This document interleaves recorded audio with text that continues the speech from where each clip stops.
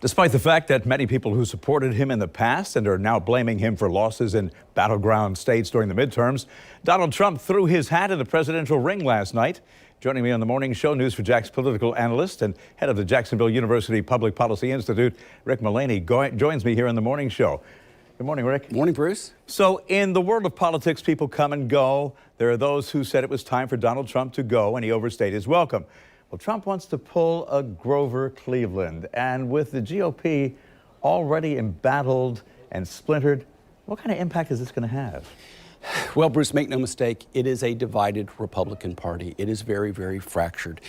However, you cannot doubt the influence of Donald Trump when it comes to Republican primaries or his potential in the Republican nomination for president. You saw that on display this summer. He casts a big shadow. It was Trump-backed candidates this summer that made it to the general, much criticized by mainstream Republicans or more centrist Republicans. And because he has that base, about 30%, he remains a force to get the nomination. However, Bruce, as you mentioned, much of the party is moving away from Donald Trump. And there has been criticism of the 2022 midterms in which Republicans underperformed. They look to Trump-backed candidates in Pennsylvania with Oz. They look to Arizona with Masters. They look to Nevada with Laxalt. All lost. Herschel Walker facing a runoff. Therefore, as you said, there is a deep divide within the Republican Party.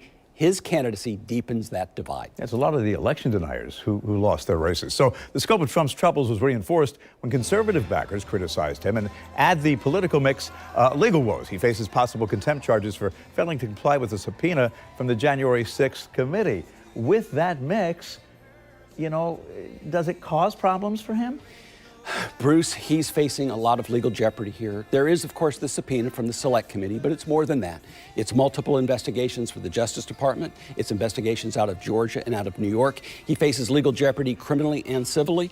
Those are problematic. However, politically speaking, he still has about 30% of that Republican Party that is loyal. A little bit smaller number than it used to be, but it's very, very loyal to him. So politically, he's still formidable to get the nomination, and he will take those challenges, and it'll be us versus them. In a general election, however, these challenges, they do have an impact. Independent voters, swing voters, they are affected by this. So these legal challenges, politically speaking, not so much a problem with the base, but a bigger problem generally, and overall, a challenge for Donald Trump. And there are those who say that he is not the unquestioned frontrunner for the GOP. You know, you have Ron DeSantis in the mix, not officially yet, though. And, you know, DeSantis is very much on Donald Trump's mind. I mean, all you have to do is listen to his rhetoric. Bruce, there's no doubt about that. If you go back over 7 years ago to the time when Donald Trump first came down the escalator the summer of 2015, from then to now, the greatest challenge to Donald Trump, in my opinion, is Ron DeSantis. He is very formidable. When Donald Trump, a week before the midterms, criticized Ron DeSantis as Ron DeSanctimonious, that did not play well with the base. He can criticize Liz Cheney, and the base applauds. He can criticize Mitch McConnell, Mitt Romney, that the base will applaud that. They like Ron DeSantis. Ron DeSantis is not an establishment candidate. He also released a statement this weekend criticizing Ron DeSantis. Again, does not play well with the base. Ron DeSantis won a sweeping victory in Florida, brought in a red wave, huge coattails. He's at his peak popularity.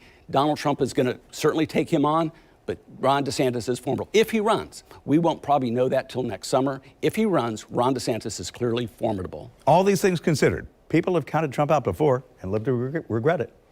Bruce, he has defied political gravity in the past and had a stunning win in 2016, but that political gravity has been mainly in the primaries. If you go to the general election in 2020, he lost to Joe Biden and lost the Senate. In 2018, he lost 41 seats in the House of Representatives, and last week in the midterms, the Republicans underperformed.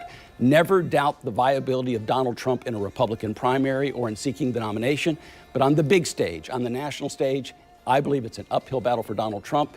He's defied political gravity in the past, but gravity tends to win. We'll have to wait and see. You're right. Only time will tell. Thanks for being here. Mel?